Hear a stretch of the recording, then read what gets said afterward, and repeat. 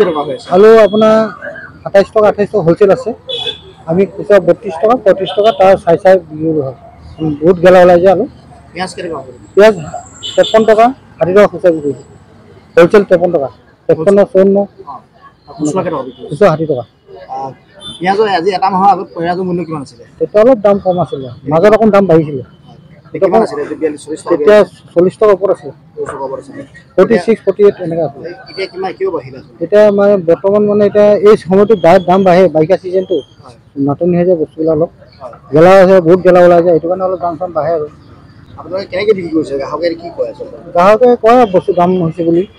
দাম হৈছে বোলে কি আমি সেইকাৰণে আগত আমি অৱস্থা লৈ 5 কেজি 10 কেজি বেছি আৰু অৱস্থা আনিলে আমাৰ লোকচান হৈ যায়, মূলৰ পইচা নোলায়। আলু কেনেকুৱা বিক্ৰী হৈছে? আলু এতিয়া 32 টকা 35 টকা এনেকুৱা বিক্ৰী কৰিছে, মূল পইচা নোলায়। কি বস্তু দাম বাঢ়িছে? এতিয়া বৰ্তমান চেনা দামটো বাঢ়িছে অলপ। কিমান টকা বাঢ়িলে? চেনা আপোনাৰ এতিয়া 104 টকা 104 টকা 2 টকা 3 টকা হোলচেল আছে, 110 টকা খুচুৰা বিক্ৰী হয়। কাবেলি বুটা আপোনাৰ 140 42 এনেকুৱা হোলচেল আছে।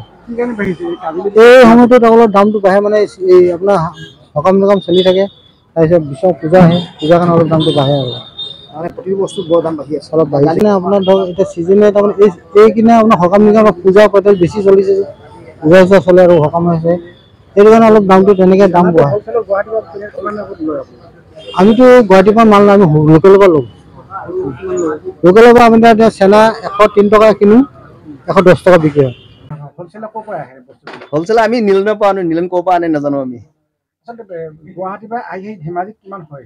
গুৱাহাটীত কেনেকৈ যাম জানে নেকি? গুৱাহাটীৰ কথা আমি কেনেকৈ কওঁ, গুৱাহাটীত নাজানো আমি। বুটটোৰ দাম কেনেকুৱা হৈছে? বুটটো আমি 100 টকা বেচো। আৰু কাবেলি বুটটো? কাবেলি বুটটো নাই, দাম হোৱাৰ পৰা আমি আনিবলৈ বাদ দিছো। এই কাবেলি দাম বঢ়াই দিয়ে, এই মানে এসপ্তাহ হ'ল দাম বঢ়াই দিছে। কি কাৰণে?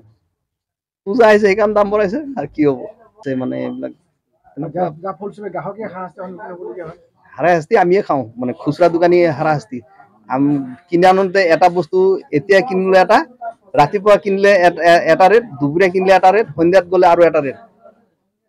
মানে আমিতো মানে আলু 20 টকা বেচিলে 20 টকা, মানে আমিতো ৰাতিপুৱা 20 টকা দুপৰীয়া 25 টকা কৰিব নোৱাৰো, 20 টকা 20 টকাই। আৰু আমিও আমাৰ ফালৰ পৰা তাক সমৰ্থন জনাইছোঁ, লগতে সংযোজন কৰিব বিচাৰিছোঁ। কাবুলী বুটটো বুলিয়ে নহয়, উন্নত মানদণ্ডৰ যিটো বুট, এই বুটটো খালে বিষক্ৰিয়া নহয়, যিহেতু আমি ব্যৱহাৰ কৰিয়ে আছোঁ।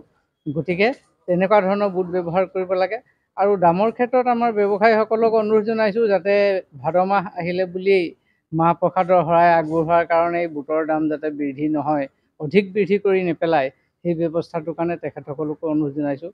আৰু আমাৰ ৰাইজকো সজাগ হ'বলৈ অনুৰোধ জনাইছোঁ, যাতে উপযুক্ত বুটহে কিনি পেলাই যাতে মাহ প্ৰসাদ হিচাপে ব্যৱহাৰ কৰে। নহ'লেতো আমি যি দেখা পাইছোঁ, ধেমাজি চিভিলত বিভিন্ন ধৰণৰ ৰোগী আহি মাহ প্ৰসাদ খাই অসুস্থ হৈ পৰি আছে। এনেদৰে হ'লেতো দিগদাৰ হ'ব।